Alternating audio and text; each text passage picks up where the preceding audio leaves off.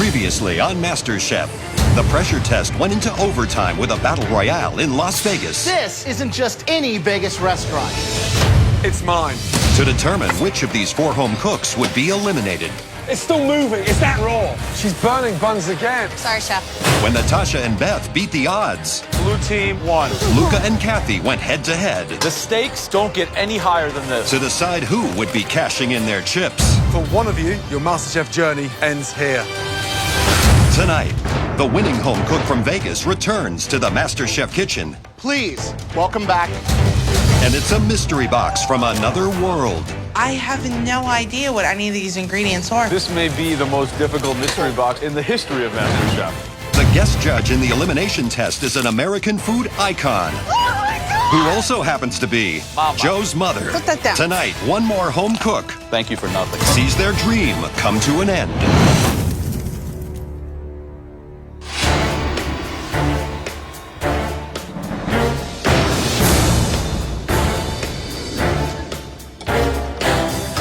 Walking into the MasterChef kitchen today, I'm so relieved to be here. I did not leave my family and my son at home to just go home with nothing. I want to be in the culinary world, and I'm fighting for it. Welcome back from Vegas, everyone. Luca and Kathy went head-to-head in an epic battle on the Vegas Strip. And it was close. Very close. But we had to send somebody home. So in a moment, either Luca or Kathy will walk through those doors. Kathy and I instantly, we were like best buddies, and it's going to be really hard if she leaves. Please, welcome back.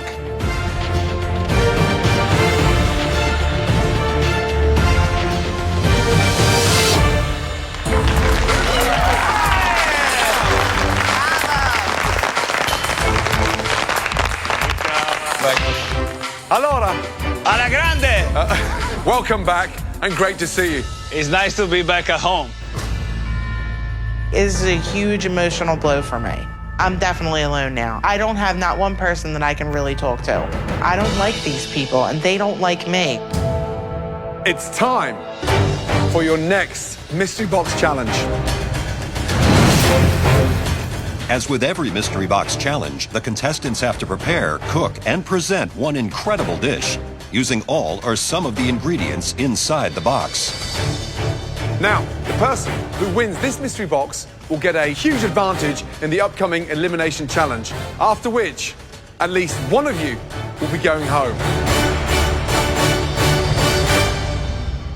On the count of 3, lift your box. I'm from Texas, you know, I do a lot of barbecuing, and I'm hoping that it's a piece of meat that I could season up good, sear it, you know, make it real juicy. When I lift up that box, I hope that it's not something that's completely out of my comfort zone. I'm just a rustic Italian cook from South Philly. Like, I want to make pasta. 1, 2,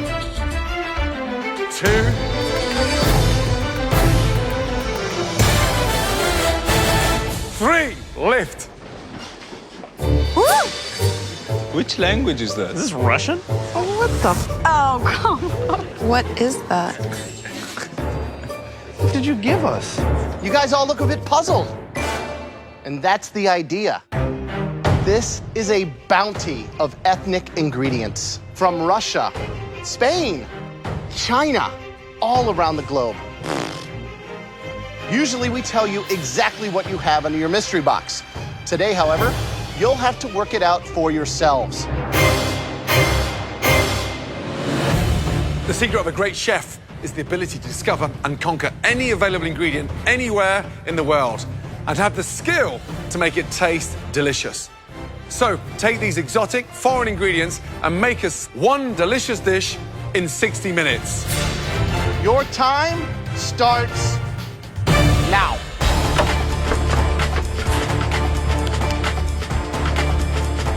Creepy things? Go over here. My strategy is to open everything, try everything. I think I'm gonna use a lot of the elements here because I want to show off that I'm not scared of these unknown ingredients. Oh, man, they're so bad. Nope, not happening. So, first one, elk. Kind of like venison, Northern European. Very lean. That's a godsend. Yeah. Some type of steak or something. I'm just trying to get an idea of what it is right now. You gotta pick your protein. I would also take a close look at this mohama, which is Spanish salt-cured tuna. Here we have Okinawa sweet potato. So obviously from Japan. It's a nice purple color inside. It's kind of like a yam. It's super starchy. Very starchy. These are the cod's liver. Very popular in Russian patties. Look at that. Man, that is gross. That is the most disgusting thing I've ever seen in my life. Ugh. You smell that? Ugh. Is this ground moss? The Chinese ground moss, yeah. So it needs to be reconstituted, rehydrated, and it comes out like a texture of a noodle. Right. Wow. What is this? This is Chinese pubic hair. It's like a Halloween costume put in a bag. Put it on right now. Oh my God. That's hair. That's a legitimate bag of hair. Well, you'd have to be really hungry to eat this. What would you make, Graham? I see a piece of protein right there. I'm going right after that. I'm doing elk, like pan-seared, sliced thin, cube up, roast off some of the Okinawan sweet potato. Seems like the obvious easy route, though, right? Absolutely, but I think if I can perfect that, I'm home free. 25 minutes gone. You've got 35 minutes to go. I've been on such a big stage playing in the NFL. I don't get nervous. When I'm cooking, I'm actually like calm and in my own zone. How you doing, boss? That's some good-looking meat on the grill. Do you know what it is? I have no idea, but I know it's gamey because it don't have a lot of fat in it. So Okay. Did you taste it? I pounded it out to try to make it thin. That's a good idea. That's smart. Yeah, and I got a puree. I know it tastes kind of like sweet potato, so I put a little cinnamon in there, a little cream. Good luck. Good luck. Thank you. Right, Jordan, Hey, Chef.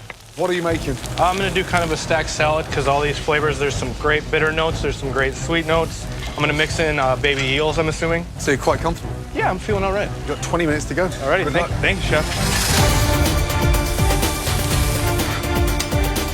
Jimmy, what are you making? I'm trying to do maybe like a surf and turf type thing. What is that? It's some type of steak. It tastes delicious. I cooked it real quick. What's in the pan? What do you got going on? This is like some type of clams. This is like little baby eels or something. Okay. And I'm just see if I can make like a salad with this, and I'm hoping that the flavors come together. Good luck. Right, Lynn. So what have you gone for? I'm gonna do kind of a taro root puree. A little sweet to a little bit of acidity for my tartare. Tartare. Yes. So how are you going to spice that tartare up? A little bit of lemon zest, some herbs, just kind Lemon of liven zest. it up, make sure it's bright. So I think lemon zest is the best way to go. Good luck. Thank you, Chef. So based on everything we've seen, who's your money on? Jordan is in his comfort zone, totally unfazed, can identify 95% of all those ingredients. Bimmy's been able to identify most of the resources and use that knowledge to construct a plate that I think will put him on top. I'm going straight for Eddie. I mean, he knows the meat. He's got it cooked. I think that that's going to be a yummy dish.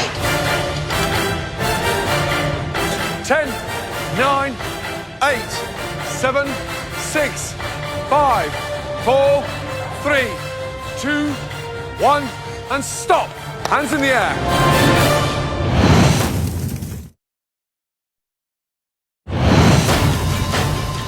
Five, 4, 3, 2, 1, and stop. Hands in the air. Well done. Wow. Throughout the Mystery Box Challenge, the judges taste elements of all the home cook's dishes as they come together. They now take one last look to choose the top 3 standouts, and the winner of this challenge will receive a major advantage in the next round. I look at my dish and it looks awesome. It's probably the best looking dish I've plated so far. This is me on a plate, and this is what I do. Great job. There were 3 stunning, outstanding dishes that were beautifully conceptualized. The first dish we want to bring forward, all the components were well seasoned, beautifully put together, and just the overall balance, absolutely spot on. That dish belongs to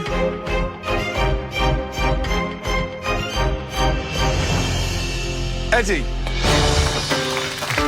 Let's go.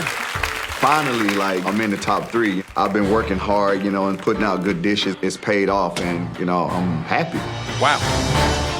That's a scapegoat. That's easy to do. Everybody can cook a piece of meat. First of all, what do you think your dish is? I'm not sure about the meat. I know it's very gamey. Well, let me tell you first what's on the plate, shall I? Please do. The puree. It's a purple, Japanese sweet potato. And the protein? Elk flank. Okay. Now, how did you cook the elk? Just a quick sear on that flatnet, looking for medium. And the greens? I fried them in a little olive oil, lemon zest, salt and pepper. That's delicious. The balance is correct. The sear on the elk, stunning. The puree is just smooth, delicate, and really well put together. Good job. Thank you. Well done. Thank you.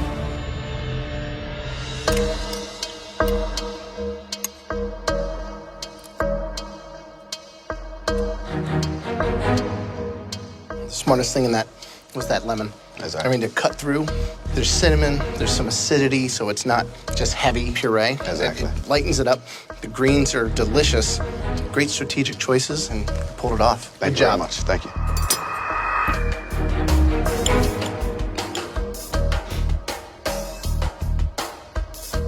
This dish may look simple, but it's actually very complex. Good job. Thank you very much. The second dish that we would like to examine further, it was extremely creative and beautifully presented. Step forward. Jordan. All right, beautiful. So, you tell me what the dish is.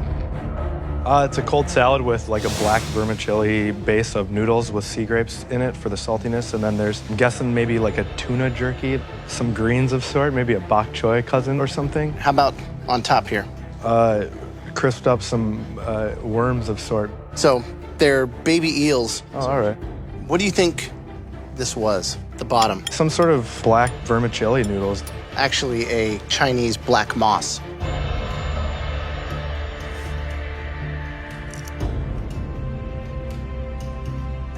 Tastes great, really smart, being able to utilize these things and put it together. Thank you. Good job. Thank you, chef.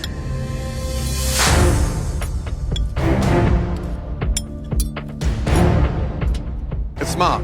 You've got the balance right, the seasoning. And then these chips, you know, to put that into a crisp and get it that tasty with that saltiness, you brought that in. Welcome to the top three. Great job. Thank you, chef. Thank you. Thank you. Good job. Really good job. The third and final dish that we want to taste. Please step forward. Bibi. Lynn, whilst you visually put things beautifully on the plate, you need to season them. It's a beautiful plating. From a guy like you to get that kind of finesse, really impressive. Tell me about the dish. I was tasting everything and I was trying to see what could work together. So when I seen steak, I seen the seafood, I started tasting that, and I could have ate that just by itself because, you know, in Puerto Rico, we get the cans like that. We just eat them just like that. You know, surf and turf, courageous, beautiful plating. You were able to kind of hit on all the notes. Sweet, salty, tangy. It's like an orchestra playing a symphony all at the same time. This is a tour de force. Congratulations. Thank you. Thank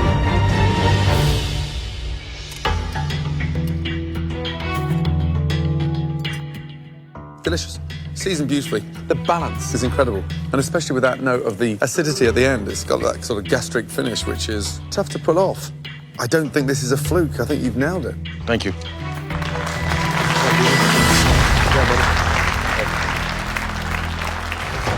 Gentlemen, 3 stunning dishes. There can only be one winner. The person that cooked the best dish tonight will gain a huge advantage. Unlike any other advantage we've given out in the history of this competition. Congratulations.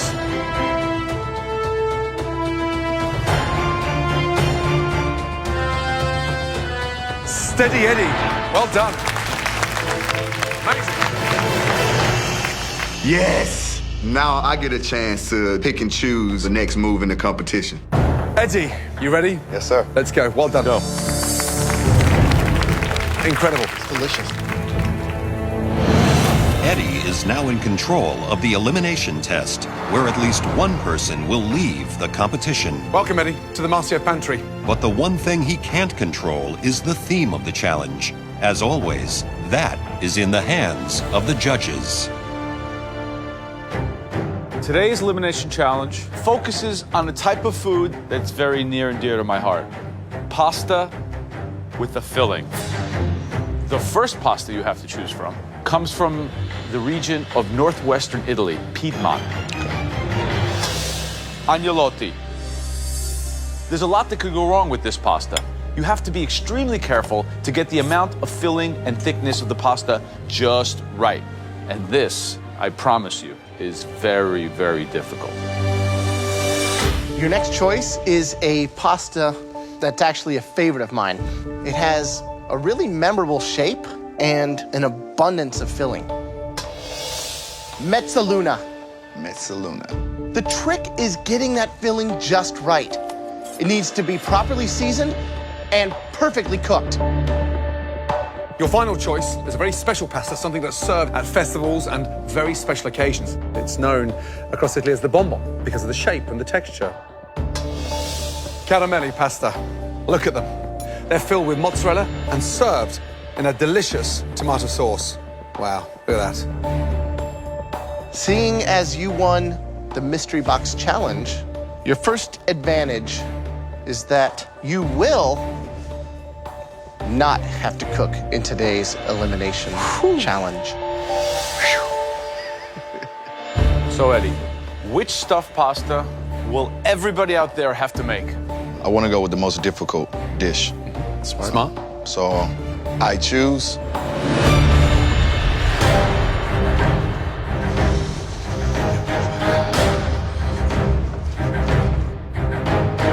Because Eddie won this Mystery Box Challenge, he is safe from elimination.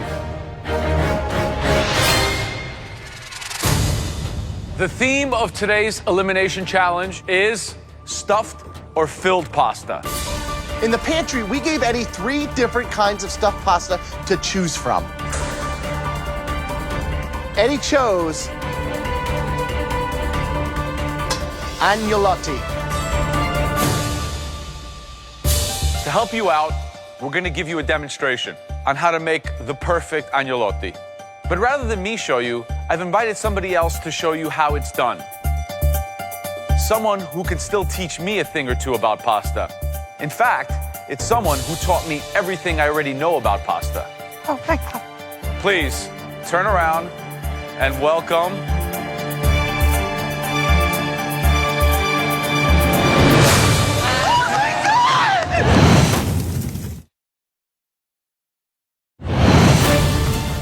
To help you out, we're going to give you a demonstration on how to make the perfect agnolotti.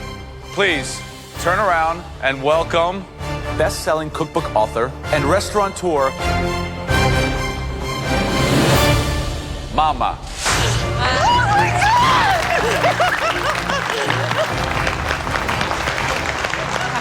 It's Lydia Bastianich, like my culinary idol. Like, I worship her. I've been wanting to learn how to make agnolotti for years now, and to be taught by her, that's going to be awesome. You look amazing. Thank you, thank you, thank you. I have 3 sons here today. We're so excited to have you. Everybody, this is Lydia Bastianich, one of the world's foremost experts on Italian food. Please, Thank you. put these on. All right, take a look. Ah, very nice. Ah, There's just one more very tiny twist. Eddie, you now have a 3rd advantage. You will now get to decide which 2 of your fellow competitors will not get to witness Lydia's demonstration. No way. I'll kill you where you stand, Eddie. I immediately started thinking strategy, try to think of everybody's weaknesses and their strengths. And I know that it has to be someone that is great competition and someone that I know would definitely struggle if they don't witness this. First person. I don't think they have a lot of pasta experience, but they are an extremely good cook. So first person I would have to pick will be James. James. You son of a bitch, Eddie. He views me as a serious threat, and he should. I'm not mad at him. He's playing the game, and he's playing the game smart. Wow. For my second choice, being around this person, I noticed that they ask a lot of questions and they learn a lot of things by asking a lot of questions. So I'm gonna have to say Lynn. Lynn. Oh. I am so screwed at this point. I've never made agnolotti, so if I don't get to learn now, it's not gonna happen. James and Lynn, please, both of you, leave the kitchen and wait until this demonstration is over. As for the rest of you, make your way down. How excited are you? I'm like shaking. Let's do All it. right, guys. So, where do we begin? We're gonna make just simple egg pasta. This is about a pound of flour. You make a well here. There's 4 whole eggs and 5 egg yolks. Put it in here, a little bit at a time. So the ratio of liquid is very important. You want the pasta to be smooth and buttery and soft. You continue the kneading. So we do it by hand because that's the best way to do it. So from here, we let it rest. 20 minutes. I'm gonna kill Eddie. One chance to like actually see that in your life, and it's taken from you. Yeah. Man. If I survive this, he is target number 1 from here on out. So we start with the hand cranker on the lowest setting. You want to get it to this kind of consistency. It should be translucent, it has the right feel. The agnolotti filling is a very simple filling of leftovers. Beef, salami, roasted chicken, veal, any kind of meat you have leftovers. You're making the filling, the texture is important. You can do a hand meat grinder. You don't want to put it in the food process because you don't want it to be pate or pasty. You begin one way, then you go the other way. So back and forth. And then right into the boiling water. Always put a lid on the pasta because it gets your boiling point right back up. We're making a grana sauce. We put it in here. You get a little bit of butter. This is ready. Can you grate a little cheese here? Well, put that down. the sauce first. No, I'm going to put the sauce. Just enough sauce all around. And then the last, some grano padano. Agnolotti, a traditional, simple dish, but is not so easy to execute.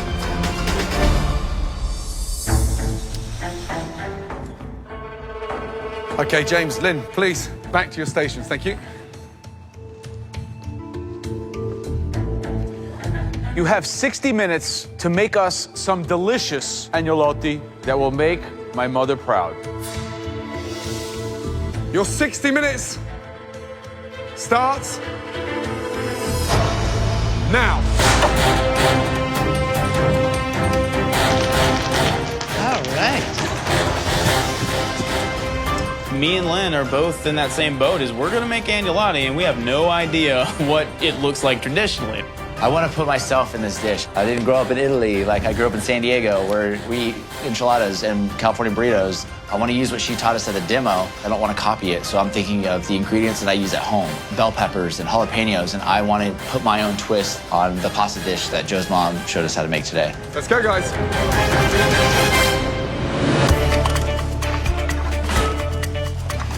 What's the biggest mistake they can make at the beginning of this Well, challenge? beginning with the pasta is not working it enough. And then the rolling part. The rolling part is very touchy.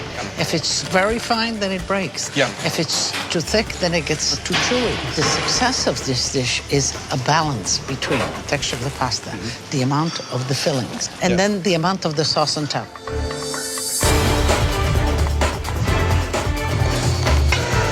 I loved watching the demo. So I'm just gonna try to imitate that, but incorporate different meats. I'm gonna do some oxtail and some braised short rib. They're both really rich, so it should make a great filling. All right, Johnny, what's the plan? What do you got? I'm gonna try and make a smoked maple syrup Alfredo sauce. A what? Putting maple syrup in Italian food is like sacrilegious. You use a lot of maple syrup in Italian cuisine? It doesn't exist in Italian cuisine. In New England, it's actually very popular. Maple Alfredo is very popular where I'm from. All right, good luck. Thank you.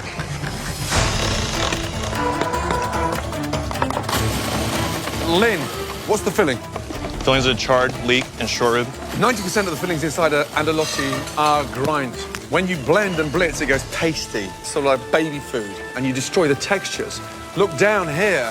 1, 2, 3, 4, 5, 6, 7, 8 meat grinders, 1 blender, puree, and that's you. Are you going home tonight?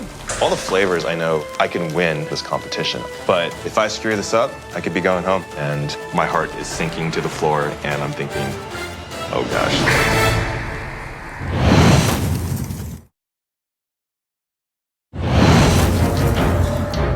Lynn, are you going home tonight? No, I'm not. Because you seem upside down right now. It looks like Lynn is struggling pretty bad. To be able to knock him out right now would be a big advantage for me. So I'm pretty happy right now with my decision.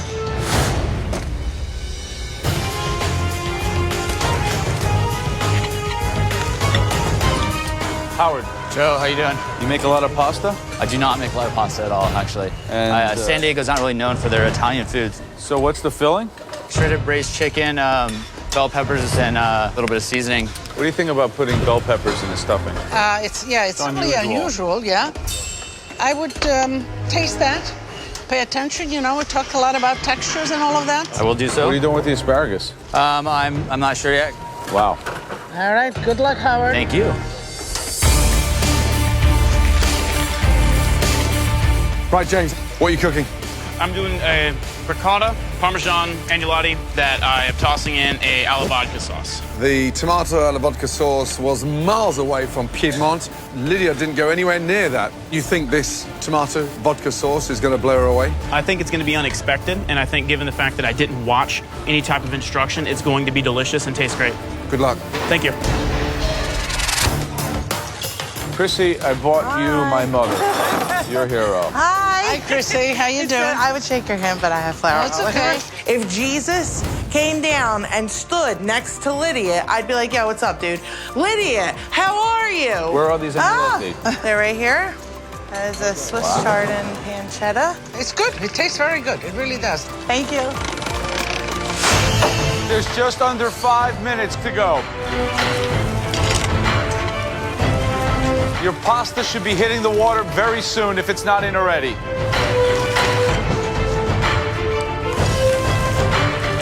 Chrissy's looking very competent. James is looking very composed. Howard's looking very shaky. And Lynn is looking out of his depth. I think that Eddie might have dealt Lynn an ace that will take him out of the competition. My water's not boiling. Why hasn't Beth got a lid on top of her pasta to bring the water up to boil? If she's not boiling water at this point, she's dead. It's just not boiling. Beth, you gotta have to put your lid on. All the pasta should be in the middle of a furious boil right now and ready to come out. Boil. Beth, you gotta put it in or else you're not gonna have anything on the plate. 90 seconds to go. I realized that pasta can't cook in the time I have left. So I just throw 3 agnolotti in the pan, get some butter going, a little pasta water, because you know it'll continue cooking. Go, guys. Heat the sauce. Keep everything hot. Come on, Beth, let's go. 10, 9, 8, 7, 6, 5, 4, 3, 2, 1, and stop. Hands up. Right. Eddie, make your way down from the balcony. We're now going to taste each and every one of your dishes. And on the back of that, at least one of you will be leaving tonight. Lydia, who should we taste first, please? James. James, let's go, please. Thank you. There's no way around it. That sucked, not being able to see that demonstration. What's in here? I did a agnolotti alla vodka. I had no idea what to do with the agnolottis. If you were not here, notwithstanding that, the shape is fair. The ratio of stuffing to the pasta is good. The taste is good. I know you're at a disadvantage, James, but flavor is good. Thank you.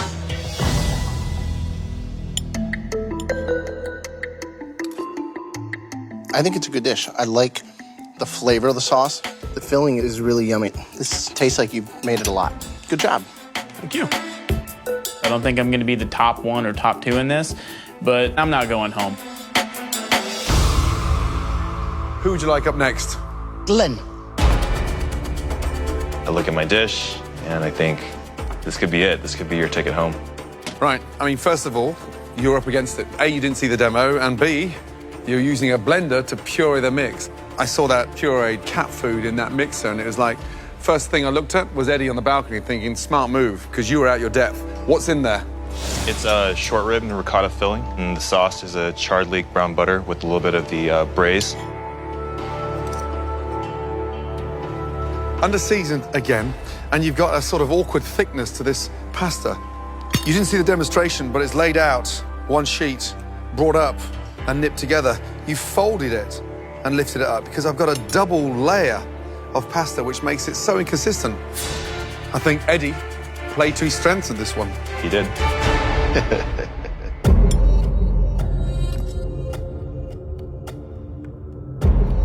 So you consider yourself a front runner in this competition? Not after this, no.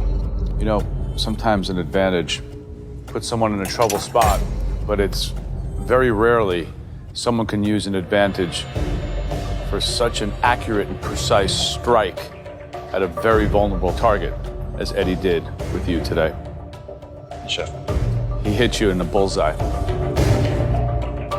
Eddie could have picked any of the 14 people, and I don't think it could have been as effective as picking me.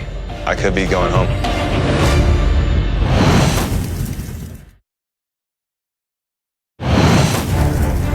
The judges are continuing to taste the dishes prepared by the home cooks in the stuffed pasta elimination test. Very rarely someone can use an advantage for such an accurate and precise strike.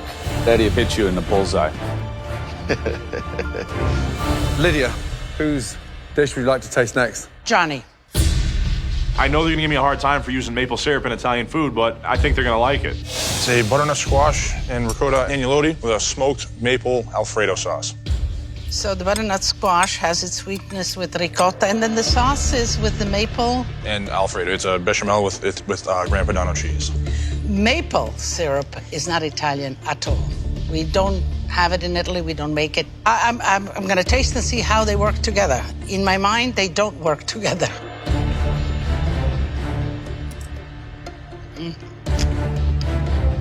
It's more of a dessert. You know, maybe if you put some cinnamon on top of it and some granulated sugar, you can take it for dessert. As pasta, it just doesn't work. There's no harmony there. Jesse. I'm so sick of Jessie. Southern Belle, do no wrong, Little Miss Manners. I'm not impressed by her cooking. So the filling, what's inside there? Oxtail and short rib with just a little bit of the chicken filling. Here's the thing. I mean, the pasta's beautiful. The filling is seasoned stunningly. And I think there's a target on your back because everyone thinks you're in this competition because you look good. You're in this competition right now because you cook good. Never forget that. And again, that has proved it. Great job. Thank you so much. Good job. Let's go to Chrissy. I made a Swiss chard and pancetta stuffed agnolotti. The sauce here that you made? Just simple butter sauce, and I put a little veal reduction over it. I wanted to keep it simple because I went a little non-traditional with the filling. Good. Thank you. The ratio of filling to the dough is good. You get a nice mouthful of dough and just enough filling to kind of support it. And the simple sauce goes well with it. I've been watching you long enough. I should know. Have you? Yeah. All right, good. Well, continued success. Thank you. This is like the ultimate validation for me. Lydia, whose dish would you like to taste next, please? Beth. Beth, let's go. Thank you. I'm dreading having to present my dish because there are two scenarios, worst case and worser case. It's ricotta and herbs and watercress and goat cheese.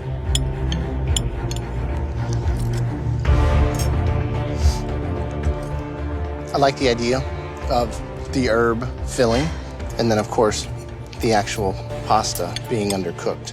That was sad to watch. I would hate to see you go home on this. I would hate to go home because I can't boil water. Right, but I mean, it could happen. I know. I wouldn't be surprised at all if it did. Howard? All right. Walking up, I'm not 100% confident in the dish that I'm bringing up. The plating isn't that great, but hopefully the flavors come together. So what is exactly this stuff? Bell pepper, jalapeno, braised chicken, and then it's spiced with a little cumin. Yeah, cumin is a spice that is not used a lot in pasta making or stuffing.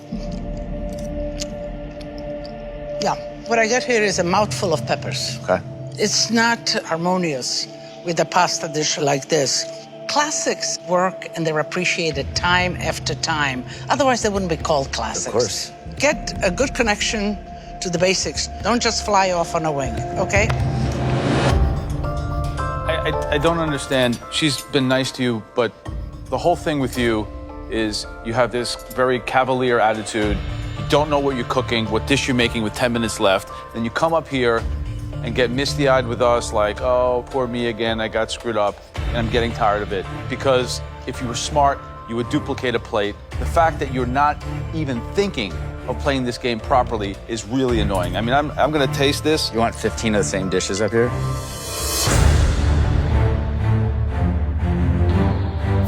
If you're here putting your spin on everything you make because you want to show us how cutesy and intelligent and crafty you are, well, that's going to get you a one-way ticket back to wherever you came from. And then you could show your friends and the 6 people who told you were good how cute and smart you are when you're home cooking at dinner parties, while the rest of this group goes on and competes to become the next MasterChef.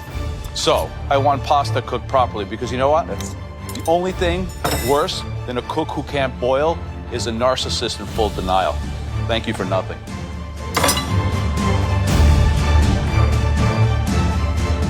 Joe's just... This is a competition about flair, about finesse, about creativity, not about copying someone else's so you can win $250,000.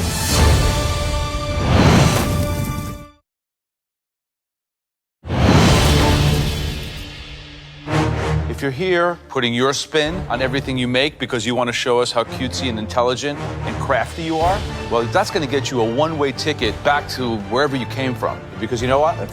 The only thing worse than a cook who can't boil is a narcissist in full denial. Thank you for nothing.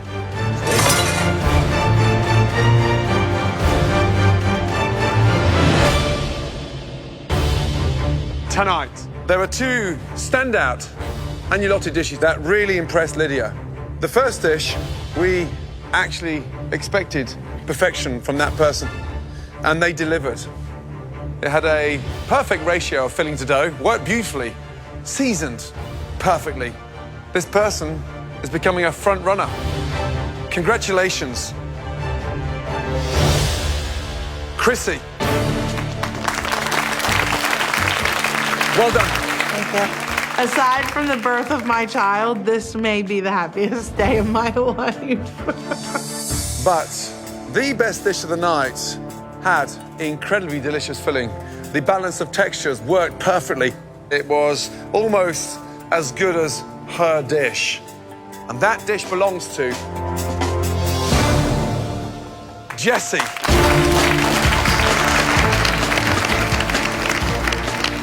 Chrissy and Jessie, you are now team captains in the up-and-coming challenge. I've been team captain twice. I've never been defeated as a team captain. This is awesome. What a great advantage. I'm a force to be reckoned with. So now the bad news. Usually, we only bring 3 people down. Today, there are 4 people that really disappointed me and my fellow judges.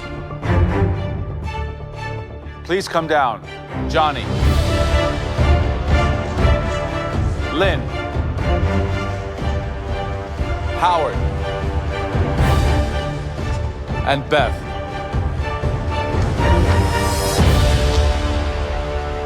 Johnny and Beth, please step forward. 2 dreadful dishes, underwhelming, badly thought out, and on the verge of an insult. On any other night in this competition, you both could be going home. But luckily for both of you, 2 other people were even worse. Both of you, back on your stations. If Howard stays and I go home, then I must have really screwed up my dish to make that happen. I'm like nervous and my hands are sweating. I love cooking, this is my passion. I'm just praying that I'm not gonna be the one that goes home. Lynn, your dish was a total mess. The balance was incorrect. The texture was all wrong. The pasta was badly utilized. Quite frankly, your worst dish so far in this competition. Howard, you got this ignorance that you wouldn't absorb the kind of magic this lady has spent nearly 6 decades creating. One of you has reached the end of the road. I would like that individual to leave this competition in a dignified manner by removing his apron, placing on his station, and leaving the MasterChef kitchen. That individual knows who he is. Do the honourable thing.